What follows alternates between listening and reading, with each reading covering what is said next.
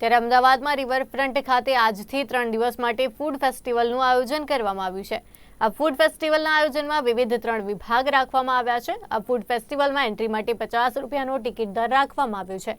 ત્યારે આજે ફૂડ ફેસ્ટિવલનો શુભારંભ રાજ્યના મંત્રી જગદીશ વિશ્વકર્માના હસ્તે કરવામાં આવ્યો। સાથે જ અમદાવાદના મેયર સહિત પદાધિકારીઓની હાજરી પણ જોવા મળી। જો કે અગાઉ ફૂડ ફેસ્ટિવલનું ઉદ્ઘાટન મુખ્યમંત્રી ભૂપેન્દ્ર પટેલ દ્વારા કરવામાં આવવાનું હતું, પરંતુ ક્યાંક ને ક્યાંક અમદાવાદમાં જલારામ મંદિર પાસે બનાવેલ પાસમાં એએમસી દ્વારા અધૂરું કામ હોવા છતાં મુખ્યમંત્રી દ્વારા ઉદ્ઘાટન કરવામાં આવ્યું હતું, જેને લઈને ફૂડ ફેસ્ટિવલમાં તેઓ ઉદ્ઘાટન કરવા માટે ન આવ્યા હોવાનું સૂત્રો હાલ જણાવી રહ્યા છે।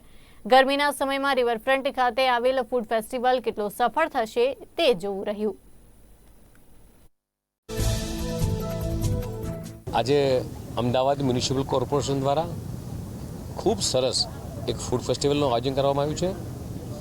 ફૂડ ફેસ્ટિવલનું આયોજન પાછળનો એક થીમ એવો છે કે આજની જનરેશન જે રીતે પશ્ચિમીકરણ થઈ રહ્યું છે અને ઇન્ડિયાની અંદર, ભારતની અંદર અને ગુજરાતમાં પોતાના ઓથેન્ટિક ફૂડ કયા કયા છે, આ ફૂડનો ટેસ્ટ કેટલો છે, પછી આયુર્વેદની દ્રષ્ટિએ જોવા જઈએ, હેલ્થની દ્રષ્ટિએ જોવા જઈએ તો આપણા જે ઇન્ડિયન કુઝિન્સ છે એની નંબર ઓફ વેરાયટી છે। દક્ષિણમાં અલગ ફૂડ મળે છે, મહારાષ્ટ્રમાં અલગ ફૂડ મળી રહ્યું છે, રાજસ્થાનમાં અલગ ફૂડ મળી રહ્યું છે, ગુજરાતનું ઓથેન્ટિક ફૂડ અલગ છે। લગભગ 72 ટાઈપ્સના નંબર ઓફ સ્ટોલ્સ અહીંયા છે। લોકોને એક ઓપોર્ચ્યુનિટી આપવામાં આવી છે કે તમે તમારા સ્ટેટનું ફૂડ આવીને રિપ્રેઝેન્ટ કરો।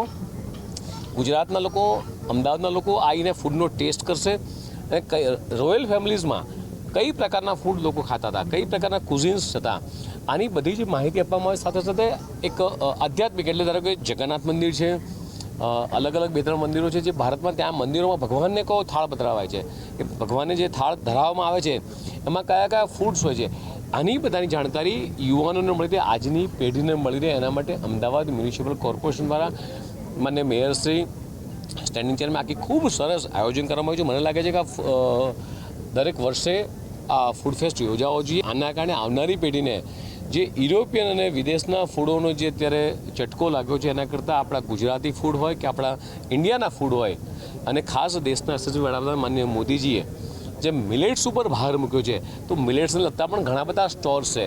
અને ધારો કે આદિવાસી ટ્રાઇબલ મહિલાઓ હોય, સ્વસ્વાયત્તની મહિલાઓ હોય, આપણા ઇન્ડિયન કુઝિન્સમાં કેટલી નંબર ઓફ વેરાયટીઝ બની શકે એ વેરાયટી દર્શાવવાનો એક ઉત્તમ નમૂનો છે। આવનારા દિવસોની અંદર બહેનો, દીકરીઓ પોતાના કિચન અંદર કઈ રીતે વિવિધતા લાવી શકે એના માટેનો ખૂબ અલગ નવતર પ્રયોગ આપ જોઈ રહ્યા છો। બધા જ લોકો, અમારા સાંસદ શ્રી કિરીટભાઈ અને નરેન્દ્રભાઈ, બધા જ લોકો અહીંયા આવ્યા છે અને આવનારા દિવસોમાં આ ફૂડ ફેસ્ટિવલને નાથી લોકોમાં જાગૃતિ અને અવેરનેસ પણ આવશે।